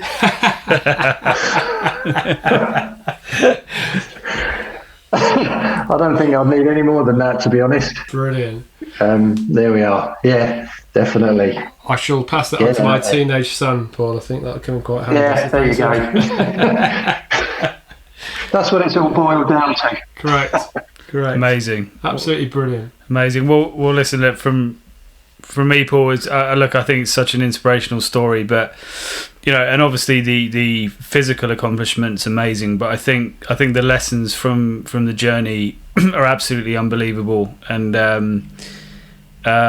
you know, getting to know you a little bit has been fantastic, and you know, obviously it's a really unique story that you've got, but I think at the same time it's how you've manifested that as a person, and you know, being around you is really positive. So yeah, just wanted to say thank you. Well, thanks very much. It's been an absolute pleasure. I couldn't agree more with everything you just said, and I just echo what Ad said there, and thank you for your time, Paul. We look forward to seeing you next time you're over this way, which I'm sure will be at some point. And it's such an inspiring read. It's, you know, Dead Man to Ironman. It's such an inspiration to anyone in a similar position or anyone that's battling anything in their lives. They can take inspiration from this, and there are numerous messages in there that you can use in all walks of life. So thank you for spending the time documenting it, and thank you for spending your time with us today, and we look forward to seeing you when you've done your ultra. Thank you. Take care, buddy. Speak to you soon. Cheers. Bye-bye. Wow, what a conversation. How did you find that? What a guy, honestly. It's such an inspiring story. Having read the book and heard that story there during the podcast, I mean, you can just hear what a unique approach to such a devastating diagnosis, and what an attitude. I think for me it's just amazing how someone can take such a positive approach to such a bad situation and turn it into a life-changing event for the better. Obviously he's always going to have the potential of it coming over him, but he keeps himself fit and he's now doing what he wants to be doing, keeping his stress levels lower. I think it's a real inspiration. I completely agree. I loved it when he was talking about why me? Well, why not me? Why should it be some child in a hospital? You know, he was 43 years old. Why shouldn't it be him? It's such a refreshing approach. And to hear him speak of now, you know, would he change that diagnosis on who he is today and the person that he's become? And the answer was no. It's astonishing, isn't it, really? Absolutely. Well, I hope you enjoyed the podcast with Paul Smith.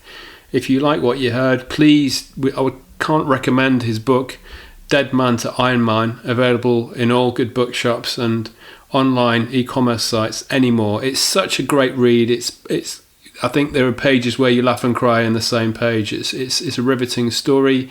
You heard a snippet of it today. Please go and read the book. It's such a fascinating, inspiring read. Absolutely. And coming up on There's Another Way podcast, we've got some exciting guests lined up. Please remember to subscribe and keep looking out for new podcasts coming up. We've got really interesting conversations coming with people from all walks of life, including music, athletics, yoga, business, football. Really interesting stuff coming up. Thanks for listening, guys, and speak to you soon. There's Another Way.